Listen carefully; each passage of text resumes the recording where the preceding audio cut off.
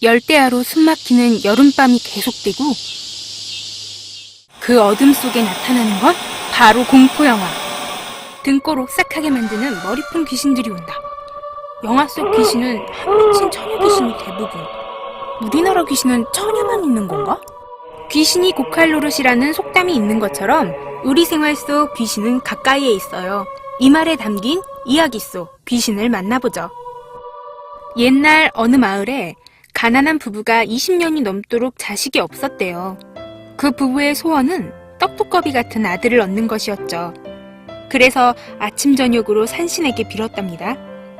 100일째 되는 날 부인의 꿈속에 노인이 나타나 나는 신령이다. 너희 부부의 정성이 기특하여 도와주려 한다. 너희 부부가 있는 곳에서 왼쪽으로 20걸음쯤 가면 바위가 있는데 그 틈에 있는 산삼을 캐어 먹어라.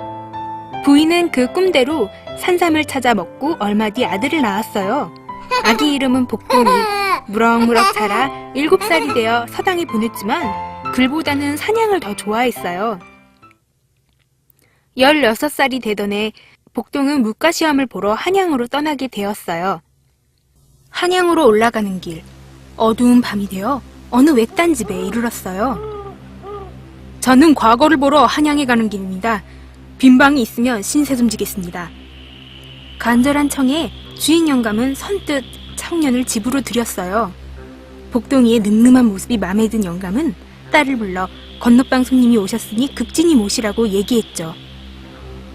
딸은 대야에 물 가득 받아 건너방으로 가서 손님, 새순물을 봐왔습니다. 씻으시지요.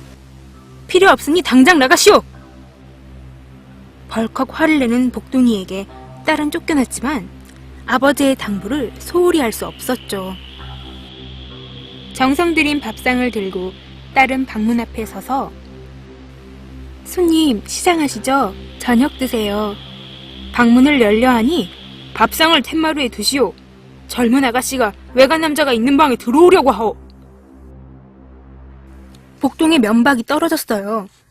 주인 영감의 딸은 수치심에 그만 복동의 방문 앞에 목을 매달고 죽었죠. 복동은 후회했지만 이미 엎질러진 물이었어요. 장례를 마친 복동은 한양으로 올라갔어요.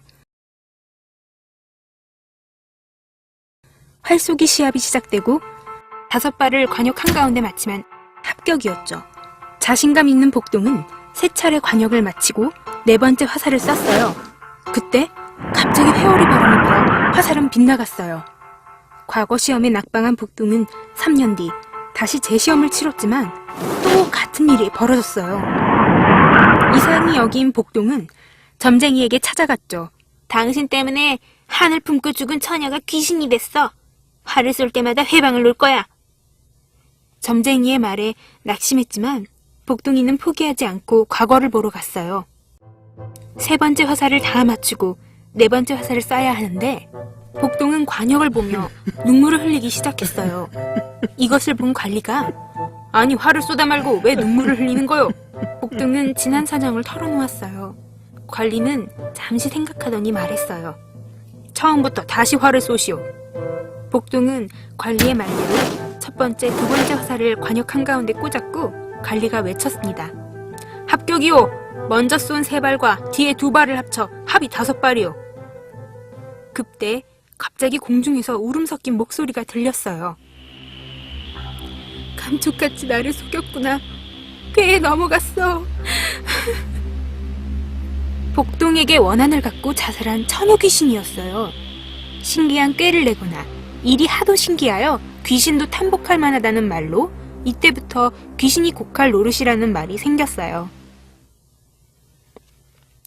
달걀 귀신의 이야기는 아시나요? 어두운 밤길에 앞서 걸어가는 사람에게 길을 묻기 위해 다가가 말을 걸었더니 눈도 코도 입도 없는 하얀 얼굴이 뒤를 돌아보고 그 귀신을 본 사람들은 혼을 뺏겨 시름시름 앓다 죽는다는 이야기가 있어요.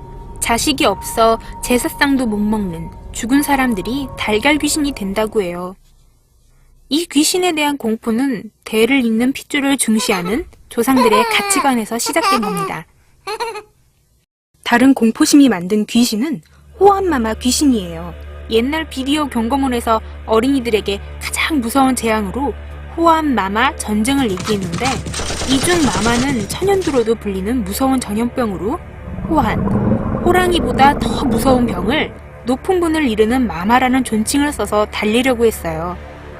마지막으로 과거에도 현대에도 사람들이 좋아하고 무서워하는 돈에 관련된 귀신의 이야기예요. 옛날 충청도 진천 땅 배곡면 고갯마루에 주막이 있었는데 박서방이라는 지독한 구두쇠가 있었어요. 결혼을 하면 처자식에게 드는 돈이 아까워 평생 혼자 살던 박서방이 죽자 사람들은 돈을 찾아 주막을 뒤졌지만 나오지 않았어요. 그 뒤 주막은 먼 길을 가는 나그네들의 쉼터가 되고 세월이 흘러 점점 낡아졌어요. 비가 내리던 어느 여름밤, 나그네 한 명이 폐허가 된 주막에 들어왔어요. 잠깐 눈만 붙이고 금방 새벽에 일어나야겠군. 하지만 그 나그네는 싸늘한 주검이 되어 다음날 발견됐고, 그 뒤로 주막에 쉬는 나그네들이 다음날 시체가 되어 나왔어요. 그 소문은 다른 고을에도 퍼졌고, 한 마을의 배짱이 좋은 총각이 귀신을 보고 싶어 주막에 들어갔어요. 밤이 되어 등장불이 아득해질 쯤 방문이 흔들리고 어디선가 웃음소리가 나기 시작했어요. 그때 등골이 오싹해 든 총각의 귀에 짤랑짤랑 짤랑짤랑 하는 엽전 소리가 점점 크게 들렸어요. 총각은 버럭 화를 내며 내 이놈! 귀신이라면 썩 나오지 못할까? 그러자 엽전 소리가 뚝 그치고 천장에서 사람 다리가 쑥 나왔어요. 총각은 겁이 났지만 귀신을 잡겠다는 생각으로 발목을 잡고 힘껏 당겼어요. 그랬더니 다리가 쑥 빠지고 천장에서 와르르 엽전 꾸러미가 쏟아졌어요. 엽전을 오랫동안 쓰지 않고 두면 귀신이 된다더니. 용감한 총각은 행운을 얻어 부자가 됐고 그 주막이 있는 고개는 엽전 고개라고 불렸어요. 돈에 대한 집착과 그것이 만든 공포심은 과거도 현재와 다르지 않네요. 이처럼 귀신은 사람들의 입에서 전해지는 만큼 그 시대의 가치관과 공포심을 먹고 자라납니다.